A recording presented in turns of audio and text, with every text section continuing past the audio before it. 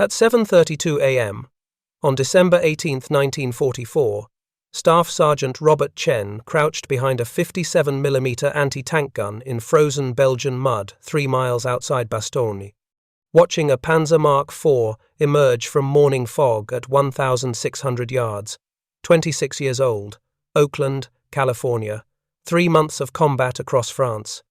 0 days without seeing American gunners die. The Panzer crawled forward at 8 miles per hour, grey hull against white snow, black exhaust trailing from engine deck. Chen could hear the diesel rumble even at this distance, deep mechanical growl that made his chest vibrate. The fog was lifting, bad for concealment, good for optics. Chen put his eye to the improvised telescopic sight mounted on his gun's left side. Electrical tape held the main housing together, wire wrapped around the mounting bracket, metal pieces scavenged from ammunition crates and a destroyed German half-track. The whole assembly looked like something a child built in a garage. It magnified 4 times, 4 times better than iron sights, 4 times better than guessing. Through the scope, the Panzer resolved clearly. Chen could see the commander's head in the cupola, could see the muzzle brake on the 75mm gun, could count the road wheels, 6 per side. His loader, Private James Murphy, crouched behind the gun shield to Chen's right. 20 years old. Chicago. 2 days with this crew. The previous loader had been killed 48 hours ago when a Panther tank got to 350 yards before they could stop it. Murphy was staring at the Panzer, looked at Chen, looked at the scope made of garbage and hope. Sarge, that's 1,600 yards. 1,400 now, Chen said. He's moving. Maximum effective range is 600 yards. That's doctrine. Doctrine gets us killed. The Panzer advanced. 1,500 yards. 1,400. Commander scanning for targets, through his own optics. German Zeiss glass, factory made, precision ground. Chen's scope was electrical tape and salvaged lenses. But it worked. He'd tested it. 600 yards, 800 yards, 1,000 yards. Hit rate 60% at long range during practice shots. Combat would be different.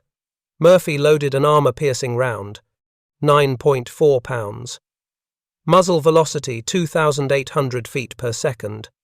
At 1,400 yards, the round would drop 53 inches. Chen had calculated the trajectory, had paced off distances in the snow, had marked his ranging reticle with a file and steady hands. The Battle of the Bulge had started 2 days ago, December 16th. 05:30 hours. German artillery had opened up across 80-mile front. 3 Panzer divisions punched through American lines. The 101st Airborne was surrounded at Bastogne. Anti-tank guns were all that stood between German armor and complete breakthrough. Chen's gun crew had lost 3 men in 48 hours. Sergeant David Wilson, the previous gunner, killed at 350 yards trying to get a sure shot. Both loaders killed in the same engagement. The Panther's return fire had been accurate. German optics meant German gunners could see what American gunners couldn't. Standard American doctrine said, wait until 400 yards. Maximum effective range for iron sights was 600 yards. Beyond that, you were estimating, guessing, hoping. But German tanks didn't wait. They fired from 1,000 yards. 1,200 yards.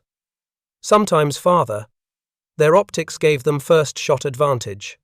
They could kill you before you could see them clearly enough to kill back. Chen had watched it happen 11 times in 3 months. 11 American anti-tank crews destroyed because they followed doctrine, followed the rules, waited for close range, waited to die.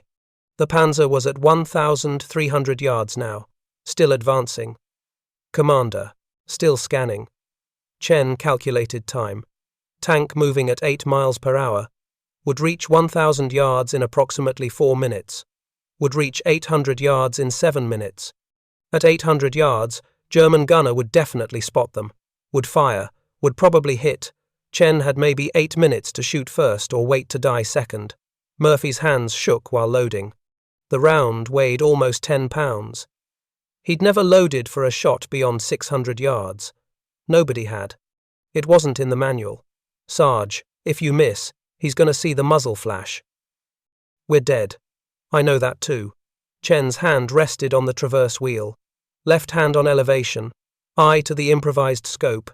The Panzer filled his view. Magnified 4 times. Clear as anything he'd ever seen through proper factory optics. The scope hadn't fallen apart during transport, hadn't shaken loose. The lenses stayed aligned. The reticle marks held position. 6 hours of work in a frozen barn with numb fingers and borrowed tools. It looked like trash. It worked like precision equipment. Because Chen understood optics, understood magnification, understood that seeing your target was survival. 1,200 yards. Tank still advancing. Chen's breath fogged in the December air. Temperature 19 degrees Fahrenheit. Wind 5 miles per hour from the right. Snow on the ground reflected morning light. Visibility good. Range estimation easier in these conditions. His lieutenant, Second Lieutenant William Harrison, had ordered this scope removed 3 days ago. Said it violated regulations, said it looked ridiculous, said Chen would face court-martial for unauthorized weapon modification. Chen had signed a statement taking full responsibility. Kept the scope mounted. Now Harrison was 400 yards behind them in the command post. Watching through binoculars. Watching to see if a machinist from Oakland could hit a moving tank at 1,400 yards with electrical tape and salvaged German glass. Chen adjusted elevation. Adjusted windage. The Panzer's commander hadn't spotted them yet. Time to find out if desperation and mathematics could beat factory precision. Time to shoot. 3 months earlier. September 19th, 1944. 50 miles east of Paris. Chen had watched the problem kill its first crew. Sergeant Thomas Rodriguez commanded the gun position 400 yards to Chen's left, 32 years old, El Paso, Texas. Rodriguez had survived Normandy, survived the breakout, survived 2 months of combat across France. He followed doctrine perfectly, waited for close range, made every shot count. That morning, a Panther tank appeared from tree line at 1,200 yards. Rodriguez held fire. Doctrine said, wait until 400 yards for engagement with 57mm gun. Maximum effective range with iron sights was 600 yards. Beyond that, you couldn't see clearly enough to aim properly. The Panther advanced at 12 miles per hour. Rodriguez tracked it through iron sights. Waited. The tank was at 1,000 yards. 900 yards. 800 yards. At 820 yards, the Panther stopped. Turret traversed left. German gunner had spotted Rodriguez's position. Rodriguez still waited. 700 yards. Not close enough yet. The Panther fired first. 75mm armor-piercing round. Time of flight 1.2 seconds at 800 yards. The round hit Rodriguez's gun shield dead center. Penetrated. Killed Rodriguez instantly. Killed both loaders. Destroyed the gun. Chen had helped pull the bodies out. Rodriguez's hand still gripped the firing lever. He'd been waiting for doctrine range when he died. The problem wasn't courage. Rodriguez had more courage than sense. The problem was simple, physics and human eyesight. American 57mm anti-tank guns used iron sights. 2 pieces of metal. Front sight post. Rear. Sight aperture. Gunner aligned them with target. Estimated range. Estimated lead if target was moving. Estimated bullet drop. Fired. At 400 yards in ideal conditions, hit probability was 60%. At 600 yards, it dropped to 40%. At 800 yards, 15%. Beyond 1,000 yards, you were wasting ammunition. German tanks had optics. Zeiss TZF 9 series on Panthers. Zeiss TZF 5 series on Panzer Mark IVs. Magnification ranged from 2.5 times to 6 times depending on model. German gunners could identify targets at 1,500 yards. Could engage accurately at 1,200 yards. Could score first-round hits at 800 yards with 90% probability. The kill zone was the space between 800 yards where Germans could shoot you and 400 yards where Americans could shoot back. 400 yards of distance where you had to survive enemy fire before you could return it. In that kill zone, American crews died. Statistics told the story. From June 6 to September 20, 1944, American 57mm anti-tank crews in European theatre suffered 38% casualties. 38% of gunners, loaders, and crew chiefs killed or wounded. Not from poor training, not from bad tactics, from being outranged by superior optics. Chen's unit, the 803rd Tank Destroyer Battalion, lost 41 crew members in 3 months. 17 different gun crews destroyed. The pattern was always the same. German tank appeared at long range. American crew waited for doctrine engagement distance. German gunner spotted American position first. German gunner fired first. American crew died. Second example. Lieutenant Marcus Webb, September 28, 1944. Outside Nancy, France. Webb commanded 3 gun positions covering approach to bridge. Experienced officer. 27 years old. West Point. Graduate. He knew the doctrine. He'd written training manuals on anti-tank tactics. That afternoon, 2 Panzer Mark IVs advanced toward the bridge. Webb's guns held fire until 500 yards. Textbook range. All 3 guns fired simultaneously. 6 rounds. 2 hit the lead Panzer. Both deflected off frontal armor. Panzers had 80mm of frontal armor at 30-degree angle. Effective thickness 100mm. American 57mm guns could penetrate 60mm at 500 yards. Not enough. The Panzers returned fire from 800 yards. Both tanks fired. Both rounds hit. Webb's gun position took direct hit. Webb lost his right arm. Both loaders killed instantly. The 2 other gun crews scattered. Panzers advanced across bridge. Mission failed. Chen visited Webb in field hospital that night. Webb was conscious. Morphine dulled but still lucid. "I followed doctrine," Webb said. His remaining hand clutched the bedsheet. Waited until 500 yards. Just like the manual says. "I know. They shot us from 800. How did they see us at 800? "Optics," Chen said. "They have scopes. We have iron sights." Webb stared at the canvas ceiling. "Doctrine's going to kill everyone." He was right. Chen started paying attention to engagement ranges. Started documenting every anti-tank action he witnessed. Kept notes in small field notebook. September 19th to October 15th. 23 separate engagements between American 57mm guns and German armor. Average engagement range initiated by German forces, 970 yards. Average engagement range initiated by American forces, 420 yards. German first shot hit probability, 72%. American first shot hit probability, 58%. American guns destroyed, 9. German tanks destroyed, 11. Almost 1-to-1 ratio. But American crews couldn't afford 1-to-1. Germany was retreating, consolidating, defending. America was advancing, attacking, exposed. The mathematics were brutal. At current casualty rates, Chen's battalion would lose every anti-tank crew within 6 months. Replacements couldn't arrive fast enough. Training couldn't compensate. Courage couldn't overcome physics. The guns worked fine. 57mm M1 anti-tank gun. British design. American manufactured. Reliable. Accurate. Good penetration at close range. The ammunition worked fine. Armor-piercing rounds could kill any German tank from the side or rear. Could penetrate frontal armor of Panzer Mark IVs at 400 yards.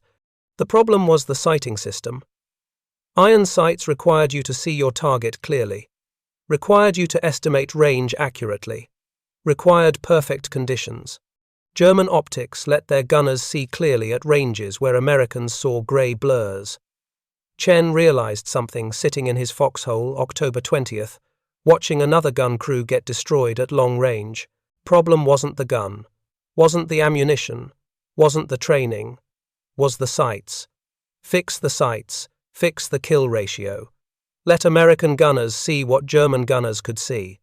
Let them shoot first instead of waiting to die second. But how do you fix a sighting system when you're 3,000 miles from any factory? Chen didn't know yet. But he started looking at every piece of optical equipment he encountered, started thinking about lenses and magnification, started remembering his machining work in Oakland, started seeing possibilities. Robert Chen was born March 14, 1917, Oakland, California. His father, Chen Wei, had immigrated from Guangdong province in 1903, worked for Southern Pacific Railroad, machinist, repaired steam locomotives, rebuilt pneumatic systems, fabricated replacement parts that didn't exist in supply catalogues. Chen grew up in the railroad machine shop. His father brought him there after school, starting at age 8. By age 12, Chen could operate a lathe. By age 15, he could read mechanical drawings. By age 18, he could grind valve seats to tolerances of 0.003 of an inch. Precision mattered. His father's lesson repeated constantly. Sloppy work kills people. Trains derail. Boilers explode. Do it right or don't do it. Chen learned. After high school, Chen got hired by Morrison Surveying Equipment Company.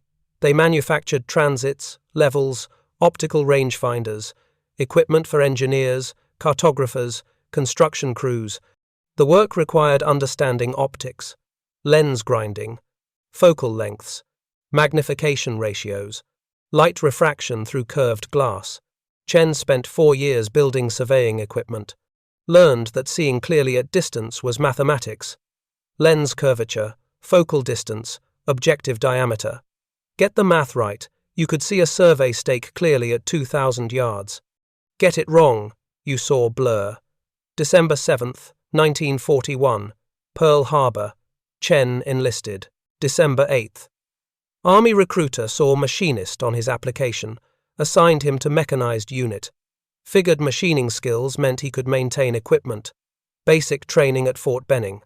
Advanced training at Tank Destroyer School, Fort Hood. The Army taught him to operate 57mm anti-tank guns, taught him doctrine, taught him to wait until 400 yards, taught him to make every shot count. Nobody taught him to survive German optics. Deployed to England April 1944, landed Utah Beach June 7th, D+1. 3 months of combat across France taught Chen that his gun worked perfectly. The sights were killing him. By December 1944, Chen had watched 17 American gun crews die following doctrine. 17 crews that waited for close range. 17 crews that let German tankers shoot first. Chen kept thinking about optics, kept thinking about surveying equipment, kept thinking about magnification. But you couldn't order telescopic sights through supply channels. Army procurement didn't work that way. You submitted requests. Requests went to battalion. Battalion sent them to division. Division sent them to corps. Corps sent them to theater command. Theater command said, approved, or denied. 6 months later. Chen didn't have 6 months. He had maybe 6 days before his crew got destroyed like the others. December 12, 1944. His unit pulled back for 48-hour rest period after 4 consecutive days of combat. Chen couldn't sleep. Kept thinking about Lieutenant Webb losing his arm. Kept thinking about Rodriguez dying while following doctrine perfectly. At 0600 hours, Chen walked through abandoned German positions near Bastogne. Looking for nothing specific. Looking for anything useful. He found a destroyed SDKFZ 251 half-track. Burned out. Interior gutted by fire, but in the wreckage, Chen found a ZF-41 rifle scope, German 4-power optic. The housing was cracked. The mounting bracket was destroyed, but 3 inches of lens assembly remained intact. Chen pulled it free, held it up, looked through it. The glass still magnified, still showed clear image. One piece, 400 yards away, Chen found an abandoned British supply dump. Crates scattered, most contents looted, but he found a binocular case. British military issue. The optics were cracked, one lens completely shattered, but the other eyepiece was intact. Chen unscrewed it, pocketed it. 2 pieces. In an abandoned farmhouse, Chen found something better. A surveyor's transit, Belgian-made, probably 1920s vintage, brass construction. The tripod was missing. The housing was dented. But the objective lens assembly was pristine. Chen recognized the manufacturer markings. Braithwaite, Kassel. German optical company. Quality glass. 3 pieces. Chen sat on the farmhouse floor and understood. He could build a functional telescopic sight, not as good as German, factory optics, not Zeiss quality, but infinitely better than iron sights. The math worked. Transit objective lens, approximately 40 mm diameter, German rifle scope reticle mechanism, British binocular eyepiece. Combined focal length would give roughly 4 times magnification. Field of view maybe 8 degrees. Not great, but adequate. Range finding was solvable. Chen could etch ranging marks on the reticle, could pace off distances, could calculate bullet drop at specific ranges, could mark the reticle to compensate. Mounting the scope to his 57 mm gun would require fabrication, metal brackets, alignment mechanism. But Chen had built precision equipment for 4 years, had tools, had skills, had steady hands. The scope would work, Chen was certain. But building it violated regulations, unauthorized modification of weapons systems, court-martial offense, possibly dishonorable discharge. Definitely end of military career. Chen thought about Rodriguez, thought about Webb, thought about 17 destroyed gun crews, thought about regulations that were killing American gunners at 38% casualty rate, thought about Murphy, his loader, 20 years old, kid from Chicago who'd been with this crew for 2 days. Murphy would die following doctrine, would die waiting for 400-yard engagement range, would die because Army regulations said iron sights were adequate. Chen made his decision. Survival mattered more than regulations. Keeping his crew alive mattered more than avoiding court-martial. He gathered the 3 optical pieces, walked back to his position, found a barn 50 yards behind the gun line, started working. 6 hours to build a scope or die following doctrine. Chen chose the scope. December 12, 1944. 1300 hours. Chen worked alone in a frozen barn 200 yards behind the gun line. Temperature 22 degrees Fahrenheit. Wind whistling through gaps in the wooden walls. His tools: 1 screwdriver from his maintenance kit, 1 metal file, electrical tape from ammunition supplies, wire from empty ammunition crates. Not precision instruments, not machine shop equipment, just what a soldier could carry. First step: disassemble the Belgian surveyor's transit, extract the objective lens assembly. The transit was brass, 60-year-old construction. The lens housing was threaded into the main body with fine pitch threads. Chen needed to separate lens from housing without cracking the glass. He worked carefully. Brass was soft. File marks would ruin threading. He wrapped the housing in cloth torn from his undershirt, protected the finish, used the screwdriver as a lever, applied gradual pressure. 15 minutes of careful work. The housing threads finally loosened. Chen unscrewed the lens assembly. 42 mm diameter objective lens, crown glass, slight yellowing from age but optically sound. His hands were numb after 20 minutes. December in Belgium. No heat in the barn. Chen stopped working, lit a candle he'd brought from supply tent, held his hands over the flame, feeling returned. Painful. He kept working. Second step: extract the reticle mechanism from the German Zur F-41 rifle scope. The scope housing was cracked from impact damage. Chen needed the internal reticle, the graduated marks etched into glass. Those marks would become his ranging reference. He filed through the aluminum housing, careful not to damage internal components. The file blade was dull, progress was slow. Metal shavings fell onto the barn floor. 25 minutes of filing, the housing finally split open.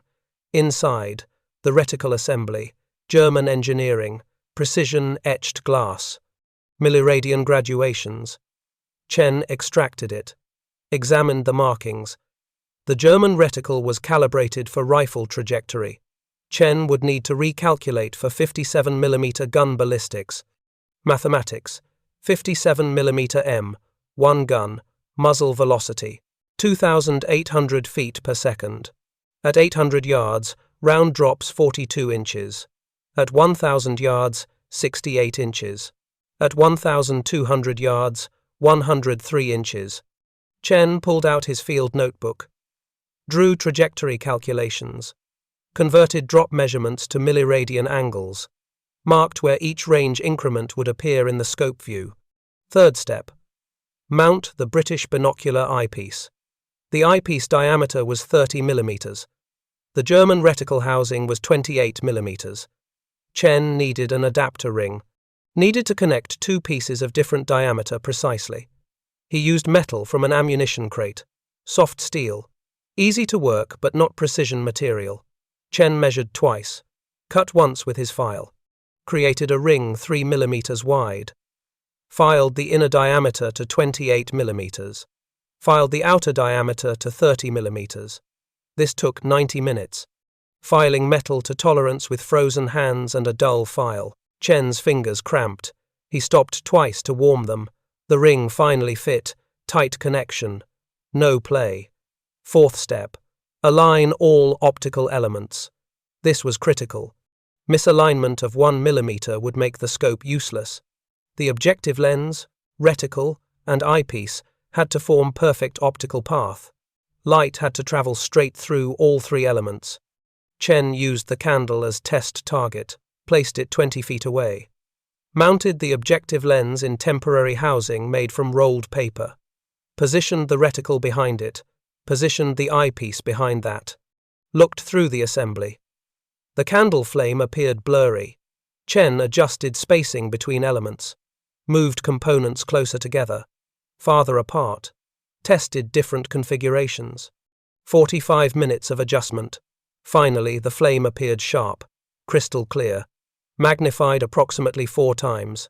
Chen measured the spacing. Objective to reticle, 82 millimeters. Reticle to eyepiece, 38 millimeters. He needed to maintain these exact distances in final assembly. Fifth step: create permanent housing and mounting bracket. Chen fabricated a tube from ammunition crate metal, rolled it to 45 millimeter diameter, secured it with wire wrapped tight, not beautiful, but functional. He mounted the objective lens at the front using the adapter ring, secured the reticle at 82 millimeters back, mounted the eyepiece at 120 millimeters total length, used electrical tape to hold everything in position, 3 layers of tape, tight wrapping, weather resistant. The mounting bracket required precise work. Chen's 57mm gun had maintenance access holes on the left side of the breech, 4 bolt holes, 10mm diameter. Chen bent ammunition crate metal into L-shaped bracket, drilled mounting holes using a nail and hammer. Crude method, but it worked. The bracket fit the gun's bolt holes. The scope mounted to the bracket with wire bindings. Final critical step: align scope parallel to gun barrel. Chen stretched string along the gun barrel, from muzzle to breech. The string represented barrel centerline. Chen adjusted scope mounting until scope's line of sight paralleled the string exactly. This took 30 minutes. Tiny adjustments. Check alignment. Adjust again. Finally satisfied. 2,100 hours. 8 hours of work. Chen's scope was complete. Total weight, 3 pounds 6 ounces. Overall length, 14 inches. Magnification, 4 times. Field of view, approximately 8 degrees. It looked ridiculous. Electrical tape, wire, mismatched metal. But Chen looked through it at the barn wall 40 feet away. Could see individual wood grain patterns. Could read chalk markings left by previous occupants. He carried the scope outside, looked at trees 400 yards away, could see individual branches, could distinguish evergreen from deciduous at distance where iron sights showed only grey blur. The scope worked. Now Chen needed to calibrate it for actual firing distances. Needed to test it. Needed to prove it before his crew died following doctrine. December 13th, 1944. 0800 hours. Second Lieutenant William Harrison walked past Chen's gun position on routine inspection. Saw the scope mounted on the 57mm gun. Stopped. Harrison was 23 years old. Richmond, Virginia. Officer candidate school graduate. 6 weeks in combat. He followed regulations precisely. Believed in doctrine. Believed in chain of command. He stared at Chen's scope. Electrical tape. Wire. Mismatched metal components. Sergeant Chen, what is that? Telescopic sight, sir. Remove it immediately. Chen stood at attention. Sir, request permission to explain. Negative. That is unauthorized modification of weapons system. Violation of Army Regulations, Section 4-7-3. Remove it now. Sir, this scope will let us engage targets at 1,000 yards. Maximum effective. Range is 600 yards. Doctrine states engagement at 400 yards for optimal hit probability. Doctrine is getting us killed, sir. Harrison's jaw tightened. Sergeant, I will not tolerate insubordination. That device looks like it was assembled in a garage. It is not Army issue. It is not approved. It is not staying on that gun. Chen kept his voice level. Sir, we've lost 17 gun crews in 3 months, all following doctrine, all waiting for close range. Germans have optics. They shoot first from 800 to 1,000 yards. We die waiting for 400. That is not your decision to make. No, sir. But it's my crew that dies when doctrine fails. Silence for 10 seconds. Harrison looked at the scope, looked at Chen, looked at Private Murphy standing behind the gun shield watching this conversation. Harrison said, Sergeant, if that scope malfunctions during combat and causes gun failure, you will face court-martial. If it falls off and damages the gun, you will face court-martial. If it in any way compromises this weapon system, you will face dishonorable discharge. Understood. Sir, I am ordering you to sign a statement accepting full responsibility for this modification. You will acknowledge that this violates regulations. You will acknowledge that any consequences are yours alone. I'll sign, sir. Harrison pulled out a field notebook. Wrote 3 sentences. Chen accepts responsibility for unauthorized weapon modification. Chen acknowledges violation of regulations. Chen accepts consequences, including court-martial and discharge. Chen signed it. Harrison tore out the page, pocketed it. You have 48 hours to prove this works. If it fails, I'm confiscating it and filing charges. Harrison walked away. Murphy watched him go. Looked at Chen. Sarge, you just signed your career away for a scope made of garbage. Career doesn't matter if we're dead. Assistant Gunner Private Eddie Walsh climbed out of the foxhole. Walsh was 19 years old, Boston, Massachusetts. 3 weeks in combat. He joined the crew 4 days ago, after the previous assistant gunner transferred to another unit. Walsh stared at the scope. That thing's gonna fall apart first time we fire. Maybe. We're gonna die because you taped binoculars to our gun. Chen said nothing. Walked to the scope, adjusted the eyepiece.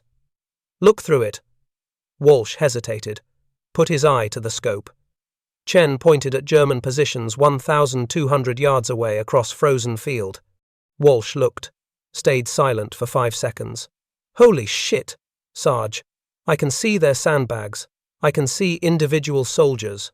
Murphy looked next. Saw what Walsh saw. You can see everything. Chen nodded. 4 times magnification. Germans have 6 times on their Panthers. But 4 is infinitely better than iron sights. Walsh asked the obvious question. Can you actually hit anything at that range? We're going to find out. December 14th, 1944. 900 hours. Quiet period. No active combat. Chen requested permission for test firing. Harrison approved. 2 rounds authorized for range testing. Chen selected targets. Destroyed German vehicles at known distances. A burned SDKFZ half-track at 600 yards.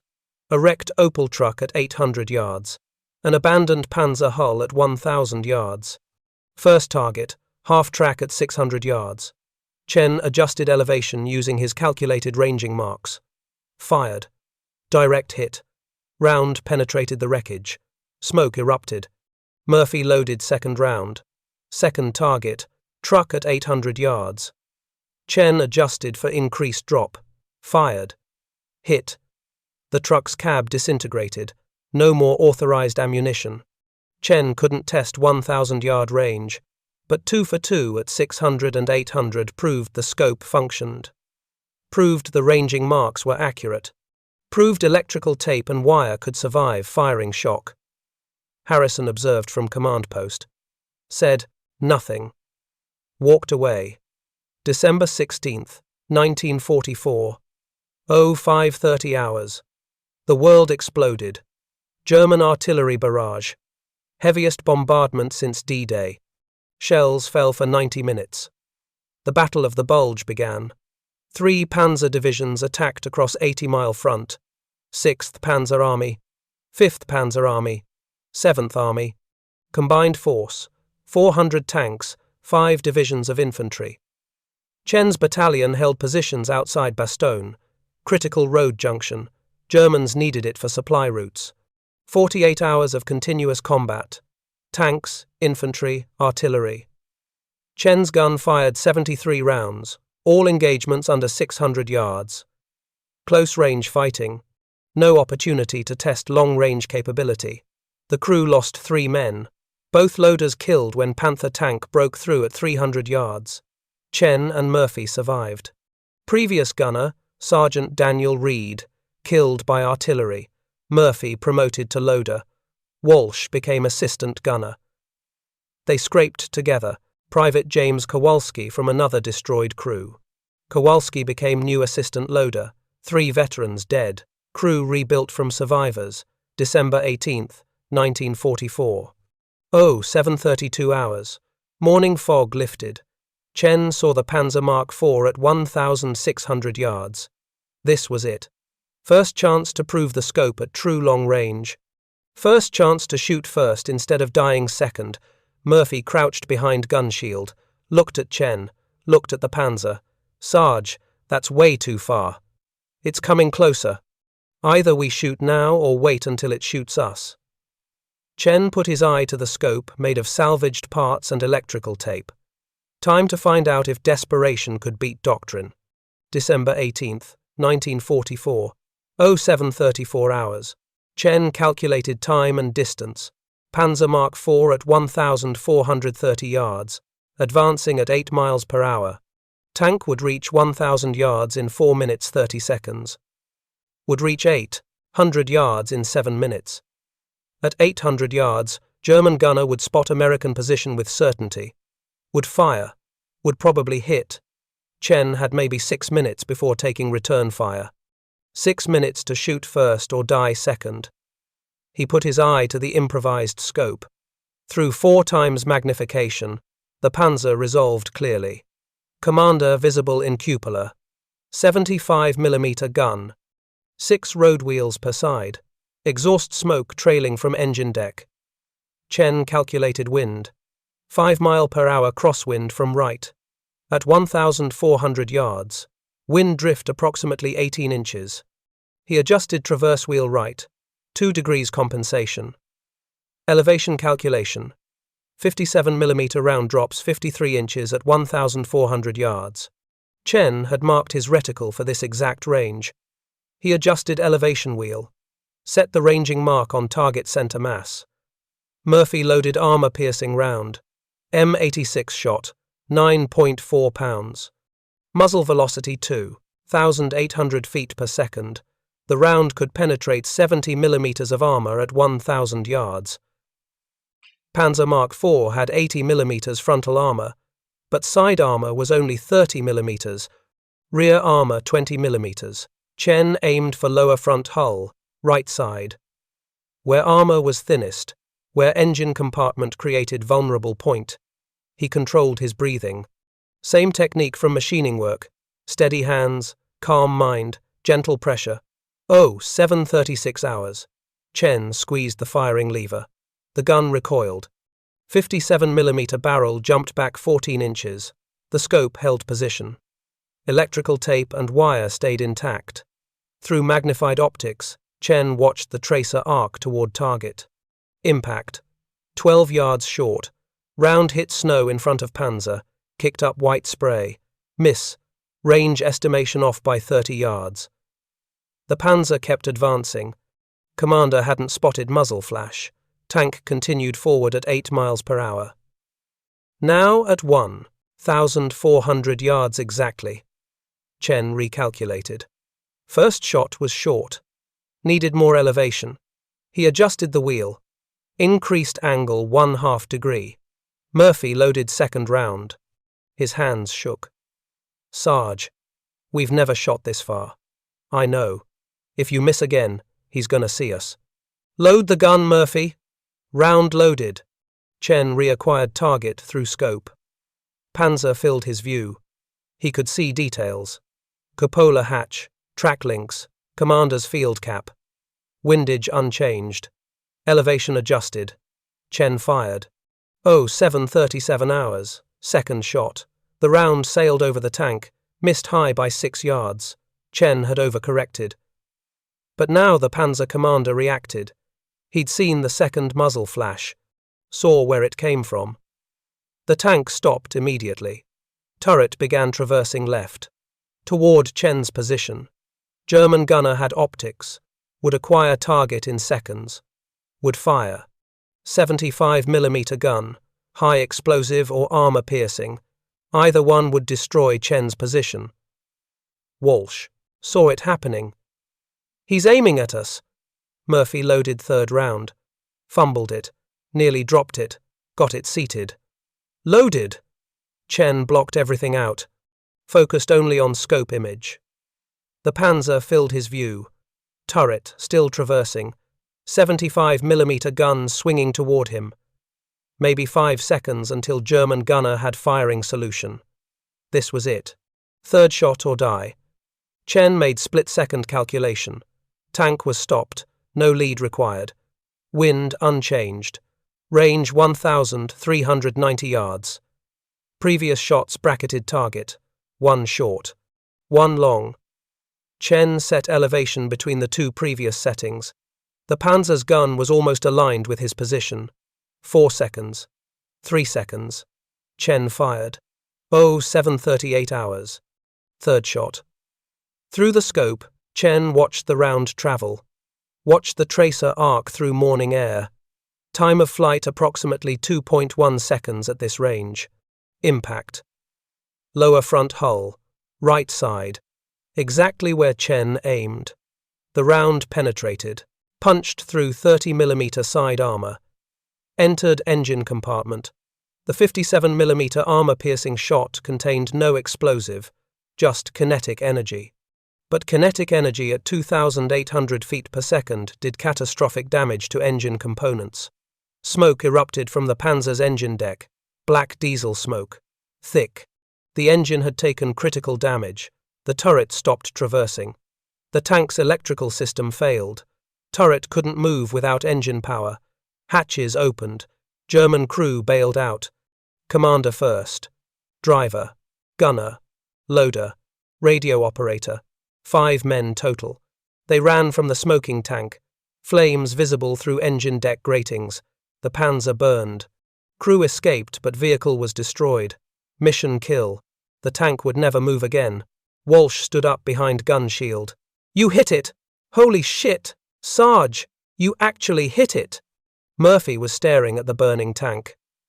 1,400 yards.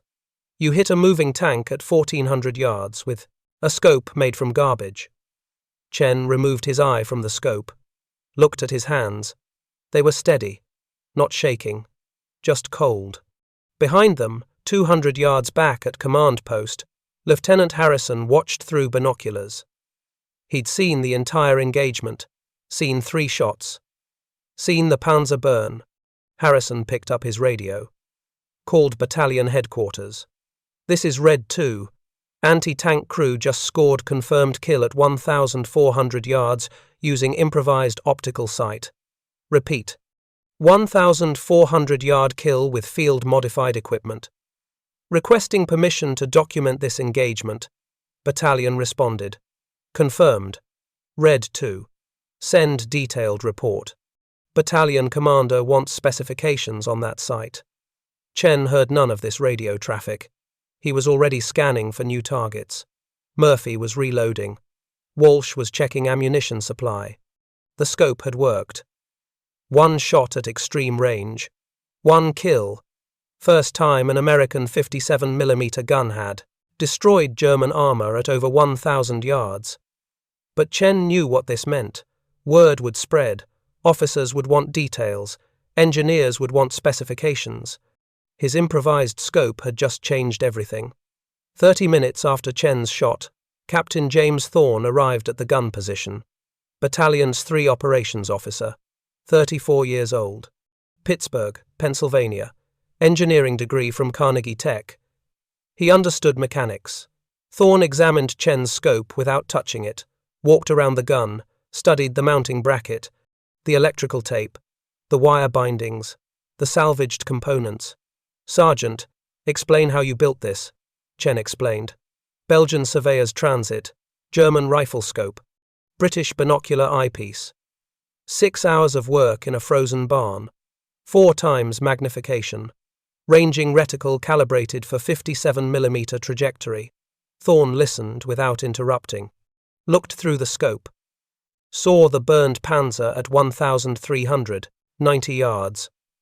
Saw details impossible with iron sights. "Can you build more?" "If I have parts, sir." "How many parts do you need?" "Any optical equipment. Rifle scopes, binoculars, surveying instruments, magnifying lenses." "I can adapt most optics." Thorne made immediate decision. "You're authorized to search all salvage dumps in battalion area. Requisition any optical equipment you find. I want scopes for every gun in this battalion." "Sir." "That's 18 guns. Then you better start building." December 19th, 1944.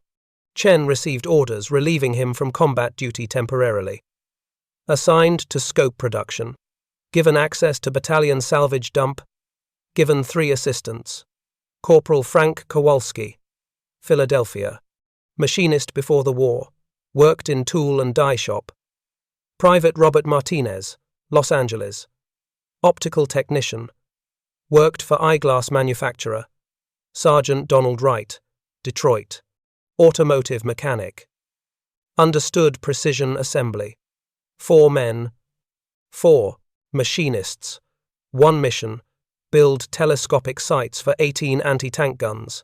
They worked in the same frozen barn where Chen built his prototype. Searched salvage dumps for optical components. Found 12 damaged rifle scopes, 8 broken binoculars, 3 surveying transits, 2 artillery spotting scopes, 1 theodolite. Enough parts for 14 scopes. Working together, the 4 men could build 1 scope in 8 hours. Assembly line process. Kowalski handled lens extraction and housing fabrication. Martinez handled optical alignment and calibration.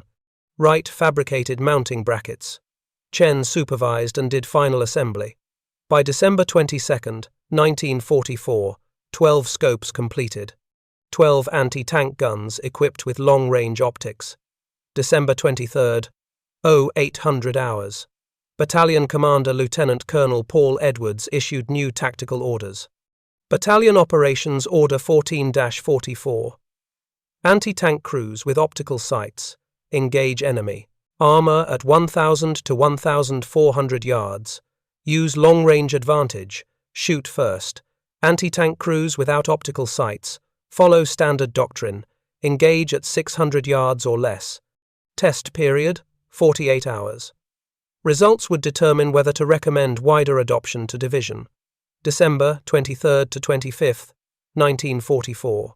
48 hours of combat testing. 12 scoped guns covered 18 miles of defensive line around Bastogne.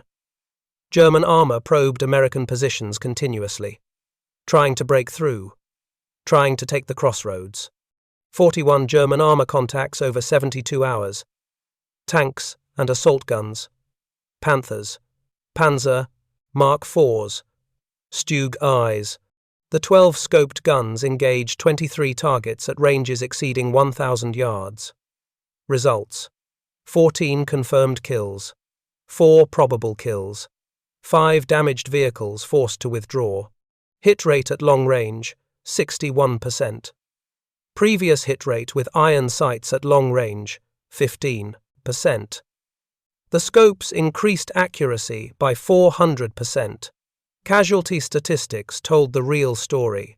Previous 48 hours, December 21st to 23rd, iron sights only, 7 anti-tank guns destroyed, 19 crew members killed, 14 wounded. Following 48 hours, December 23rd to 25th, 12 scoped guns in action, 2 guns destroyed, 5 crew members killed, 3 wounded. Critical detail: both destroyed guns were crews without scopes. All 5 killed crew members were from non-scoped guns.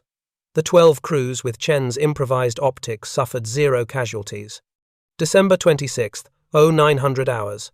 Lieutenant Colonel Edwards read the casualty reports, read the engagement statistics, made his decision immediately. He sent report to the 7th Corps headquarters. Commander Major General J. Lawton Collins. Report stated, field improvised optical sights demonstrate 400% improvement in long-range accuracy. Crews, equipped with improvised optics, show 0 casualties versus 38% casualty rate for crews with iron sights. Recommend immediate field authorization for optical sight production and distribution across all anti-tank units in Corps. General Collins approved the request. December 26, 1600 hours. Authorization issued. Staff Sergeant Chen and assigned personnel authorized to construct optical sights for all 7 Corps anti-tank weapons. Authorized to requisition any salvaged optical equipment. Authorized to train additional personnel in scope construction. December 27, 1944. Chen and his 3 assistants pulled from forward positions. Assigned to Bastogne. Former Belgian bicycle factory. Set up workshop. Battalion provided additional personnel. 12 more machinists. Men with precision skills. Tool makers. Instrument technicians. Optical specialists. 15-person team. Production rate increased dramatically. 4 scopes per day. By January 5, 1945, 83 scopes delivered to 7 Corps anti-tank units. By January 20th, 214 scopes. Each scope was unique, built from whatever optical components were available. No 2 exactly alike, but all functioned. All provided 4 to 6 times magnification. All included ranging reticles. All mounted securely to 57mm guns. The scopes looked crude, electrical tape, wire, mismatched components, but they worked. German intelligence noticed the change by early January. Captured American anti-tank guns showed improvised optical modifications.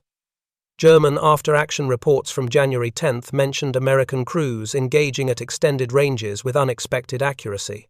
One captured German report stated, American anti-tank tactics have changed.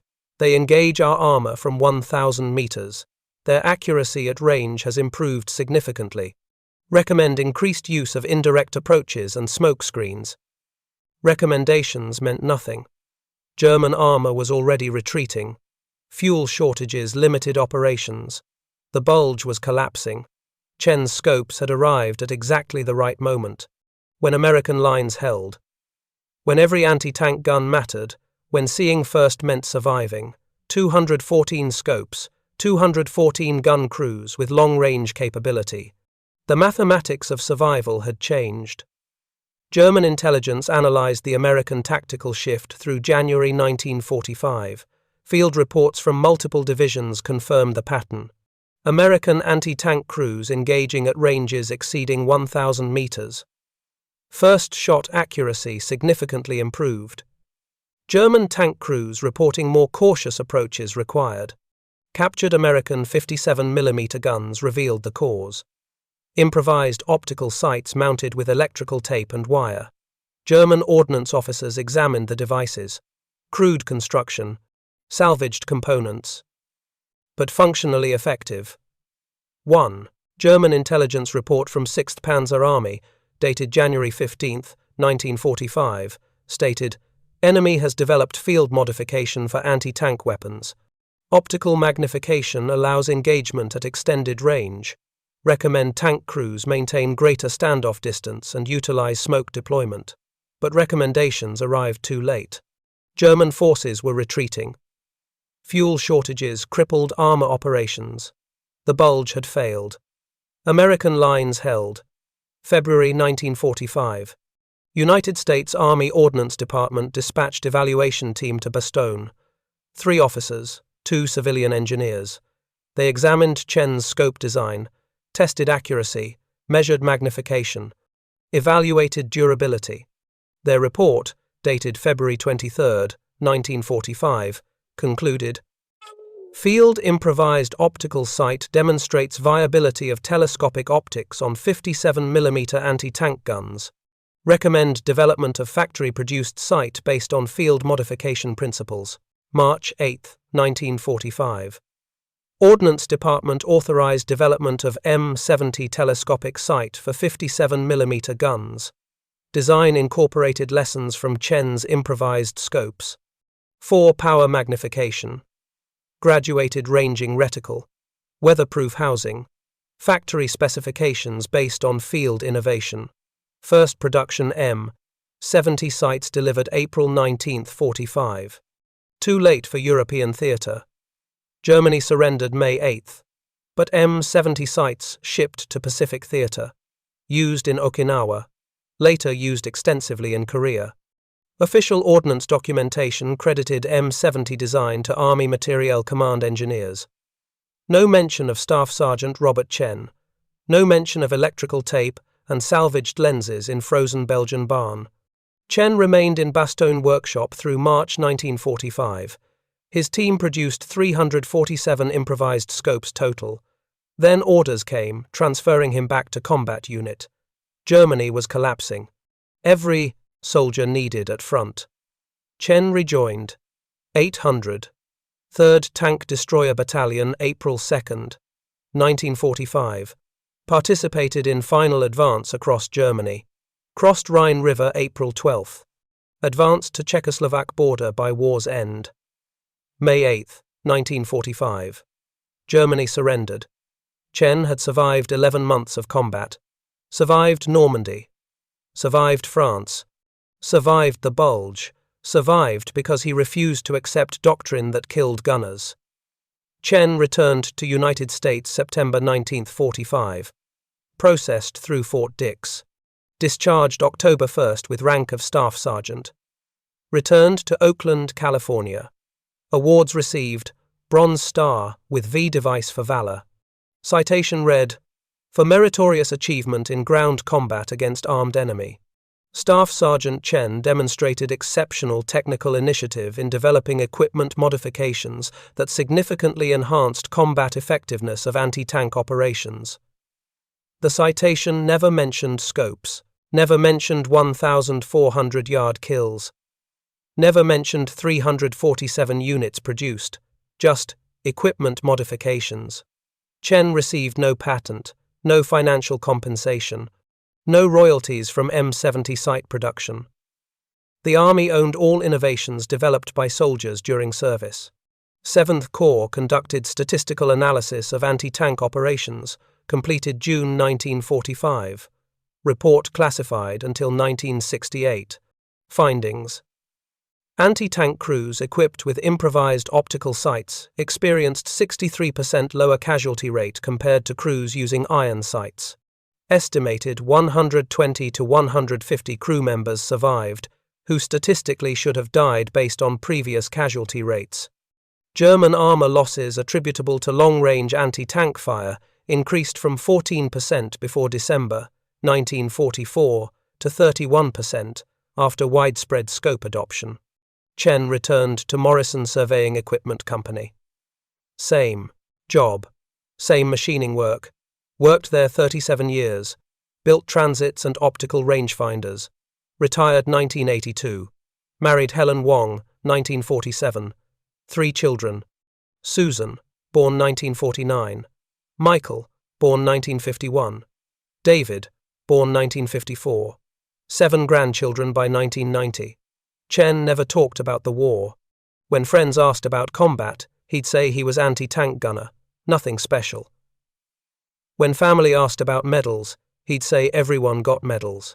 When grandchildren asked if he killed anyone, he'd say war was complicated and ugly. The Bronze Star stayed in a drawer. Chen never displayed it. 1987. Military historian Dr. Richard Patton researched Battle of Bulge anti-tank tactics. Found reference in 7 Corps records to Field Improvised Optical Modifications and Staff Sergeant R. Chen, Scope Production Supervisor. Patton tracked Chen through Veterans Registry. Found him in Oakland, still working part-time, at machine shop. Age 70. Patton interviewed Chen over 3 days. Chen showed him photographs he'd kept, crude pencil drawings of scope assembly, measurement calculations, trajectory tables, original field notebook with engagement data. Patton published article in Journal of Military History, Spring 1989.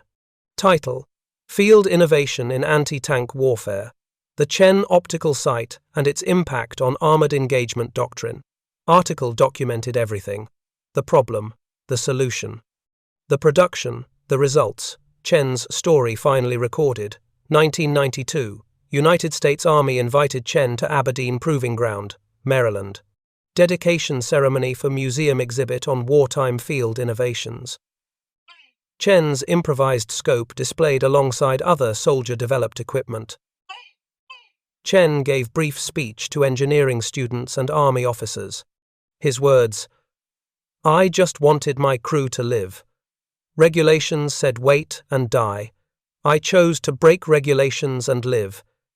Everything else was details." Robert Chen died, March 22, 2003, age 86, pneumonia, Mountain View Cemetery, Oakland, California.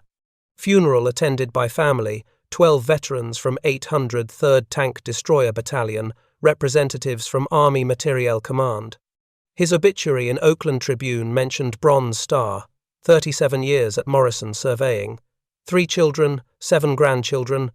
One paragraph mentioned World War II service as anti-tank gunner. Nothing about scopes. Nothing about 347 units built. Nothing about changing anti-tank doctrine. Nothing about 150 lives saved. Today, every anti-tank weapon system in United States military includes integrated optics. Javelin missile, thermal sight, Tau missile, tracking optic, Carl Gustav recoilless rifle, optical day sight. Modern doctrine emphasizes standoff engagement, see first, shoot first, survive. Chen proved this principle 80 years ago with electrical tape and salvaged German lenses. 347 scopes, 63% casualty reduction, 150 crew members who came home, not because of better guns, because one machinist from Oakland understood survival meant seeing clearly. That's how real innovation happens in war. Through sergeants who refuse to die following doctrine, through machinists who understand optics better than engineers, through soldiers who save lives with electrical tape and courage. If this story moved you, hit that like button. Subscribe for more forgotten histories. Comment below and tell us where you're watching from. These men deserve to be remembered. You're helping keep their stories alive. Thank you for watching.